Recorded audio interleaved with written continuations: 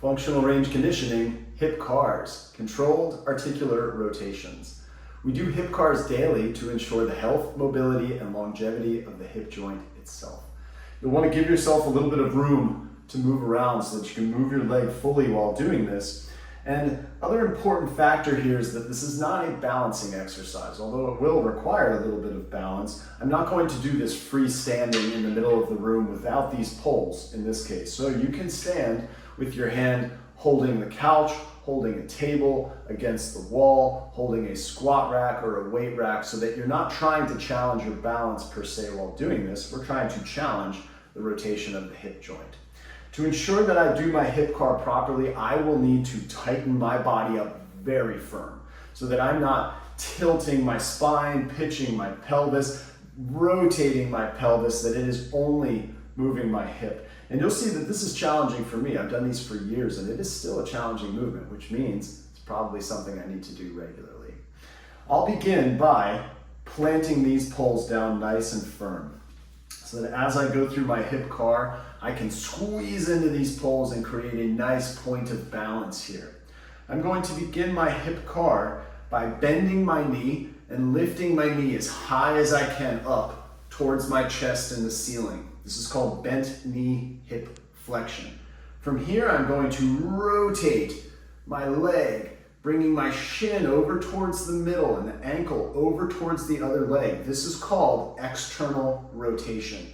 So picture you're trying to get a pizza tray on your thigh and shin, which clearly I would dump the pizza, but if you can get this a little more flat, that's ideal. From this position, I'm going to bring my leg out towards the side of my body and go into internal rotation here. Now, internal rotation is the opposite of external. So if this is external, this is internal, and I want that to happen all the way out here. Once I'm in internal rotation, I'm going to kick back into extension behind me and bring my leg back down to the middle. We will then reverse that path of movement by bringing the knee and bending it, kicking the leg back as far as you can behind you, avoiding any bending of the chest or even arching of the chest to achieve that happening. So I've got my leg kicked back as far as I can. I bring it out and up to the side into hip abduction with internal rotation here. I start to transition from internal rotation into external rotation like we are on the front side here. I bring my leg back around the middle and back down. So from the side, knee bent up high as it can go, thigh towards the ceiling. Rotate into external rotation. Bring it out towards the side and then rotate into internal rotation. Kick the leg back behind you as far as it can go and bring it to the middle. Reverse. Kick back as far as it can get to the back wall. Bring the thigh high out to the side, up towards the ceiling. Transition into external rotation, back around and down.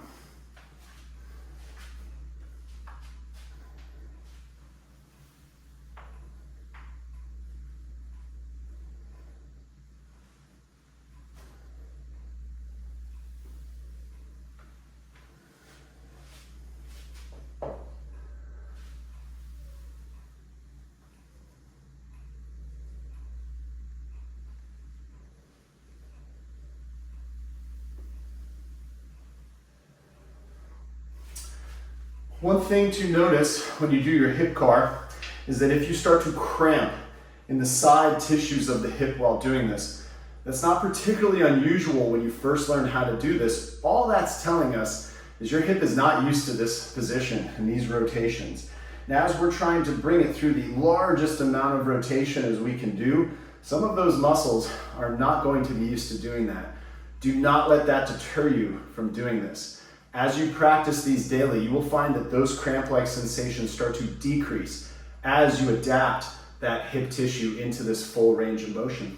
That's functional range conditioning, hip CARs, controlled articular rotations.